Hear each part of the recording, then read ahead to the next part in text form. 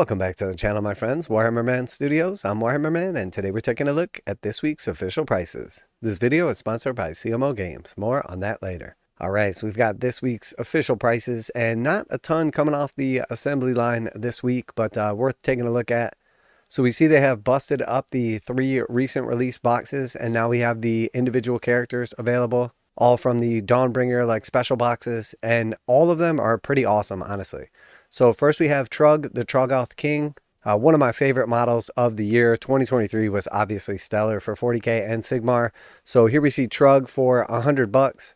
And obviously the launch boxes that they came out in, he was with 6 of the Rockgut Troggoths. That was an amazing deal. But him for $100, I'd say is pretty fair considering Games Workshop's prices overall. He is a big and chunky model, absolutely loaded with detail, and I know I'm super excited to paint mine up. I've got him built and I'm ready to hit him with the airbrush, so very, very cool. $100 for Trugg.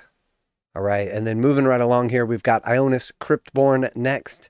And again, one of my favorite models of the year. I think they absolutely knocked it out of the park, not just with like the 40k stuff that we saw won, but obviously the Sigmar stuff as well.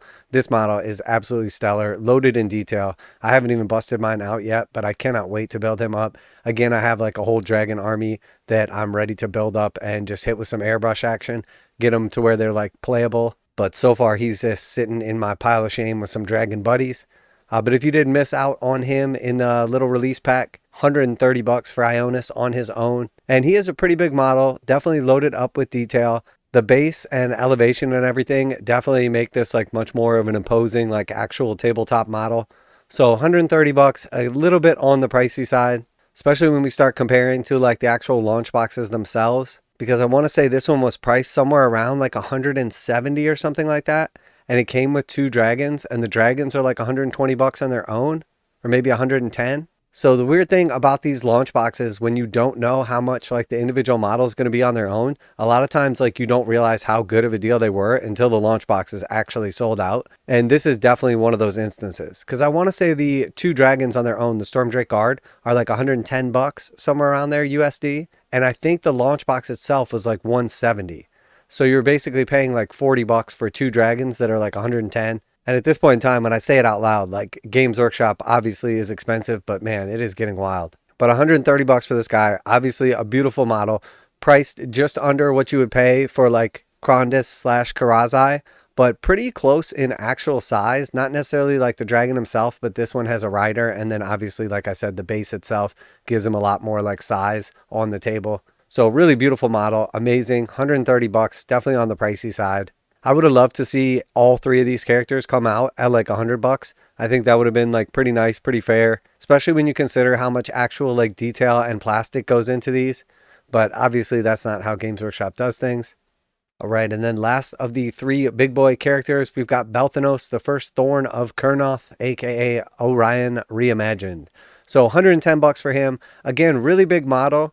Overall, when you look at like the pure size of him, the rider, the Orion model itself, not that big, but the grasshopper is very imposing, super cool, like detail built into the actual like shell / like wings and everything, or carapace, whatever you want to call it.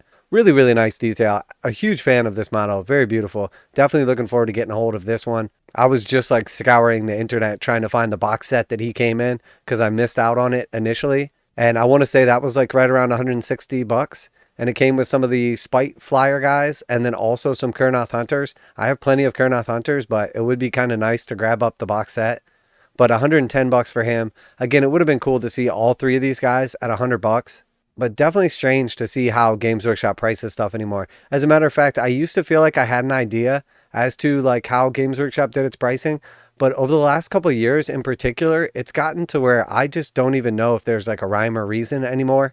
We were just talking about it recently, and like there's a Chaos Cult box, and it's basically one single half sprue, and that box is like 50 or 60 bucks. So like when you open up that pack, you open up that box and you slide out that half sprue, and it's all just like easy to build, like no options, and you just drop like 50 or 60 bucks on it. And I guess it's kind of the same way with like Space Marine characters at this point in time, or even like the Astra Militarum characters, when you're paying like 35 to 45 bucks for just one individual like tiny little sprue with like little to no options to build one single like foot character. It's definitely getting wild. I mean, I love the new models. I love everything new that comes out and like all the amazing options and everything. But I can't imagine somebody that's not doing well for themselves being able to play like Warhammer 40,000 without doing like budget build, like rehabs from eBay or something like that. But that being said, 110 bucks for this guy. Awesome model. Again, would have loved to see all three of these at 100 bucks, but that's just my wishful thinking. Now a quick message from today's sponsor. CMO Games has been selling Games Workshop products online for over 20 years. They carry the full line of Games Workshop products, including Warhammer 40,000, Age of Sigmar, Necromunda, Blood Bowl, paint tools, and more. Almost all Games Workshop products are priced at 15% off MSRP. CMO Games takes pre-orders for most Games Workshop products released at their earliest date possible. 12:01 a.m. on Saturday, they go live. Most of these pre-order products are also priced at 15% off MSRP. CMO Games offer free shipping in the US 48 with an order of $50 or more. Their customer service is top-notch and they ship most orders within 24 hours. Visit CMOGames.com using the affiliate link in the description and let them know that you heard about CMO Games from Warhammer Man. Now back to the video. All right, and then we have Siege of Terra, The End and the Death Volume 3. So I suspect that the limited edition version will be $75, but impossible to get, especially in the United States, because we're like the last ones who get the actual pre-orders going live. So by then, like everybody else has like bought them all in all the other countries. They've like all sold out. And then they just go on like the US site and buy them there too, which of course you're not supposed to be able to do, but let's be real. We all know it happens. But that being said, the actual Siege of Terra hardback book launching at the same time, which is cool because now you don't have to wait that extra time if you're looking to actually read the book. In the past, that's been like really annoying, is that they don't launch the actual hardback version with the limited edition version. Obviously, because they want to make sure to drive sales and sell out the limited stuff, which makes total sense.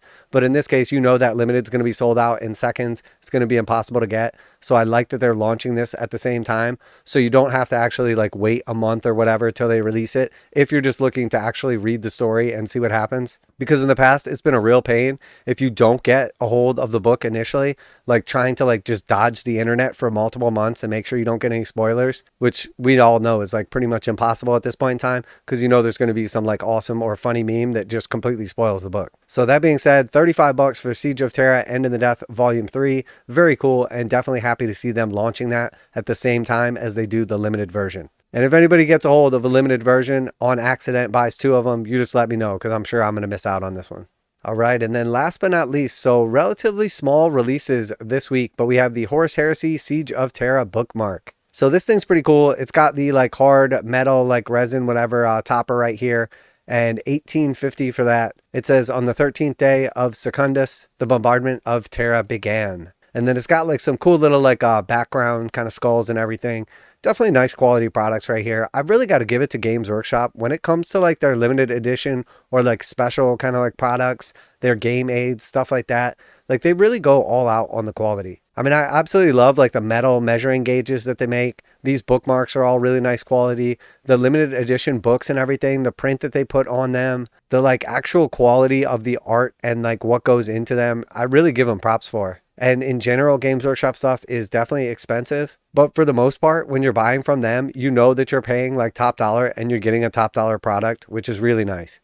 Because the worst scenario is when you pay top dollar for something and then it's like total junk or just like cheap, falling apart, etc., which definitely happens a lot in these day and ages. But it's nice to know with Games Workshop that for the most part, you're getting a really nice product. So not a ton on the pre-order list this week. I'm definitely going to be picking up Belthanos if I don't pick him up in a box set off like eBay or Amazon or something. Got to have him for my collection. Super cool model right here. Beautiful detail and definitely looking forward to spending a little more time painting up some Age of Sigmar in the near future. Already picked up Ionis in the big box set and I have my dragon army basically laid out just ready to get like put together, finished building. Absolutely beautiful models. Nothing like the Stormcast Eternal Dragons. 130 bucks for him. Definitely a little on the pricey side, but compared to the other big dragons at 170, I guess this is a good deal. Definitely a very cool model. And the truth is, the way I look at it, because I definitely catch a lot of flack from people about like saying that Games Workshop prices aren't that bad or that I'm picking stuff up. And one, yes, I do have a massive pile of shame.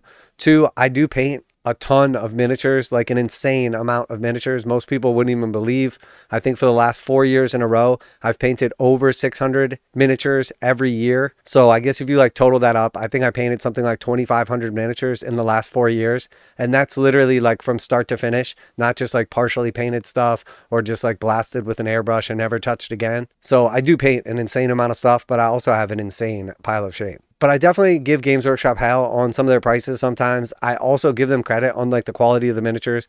And the fact of the matter is I paint way more than I play. I hobby much more than I game.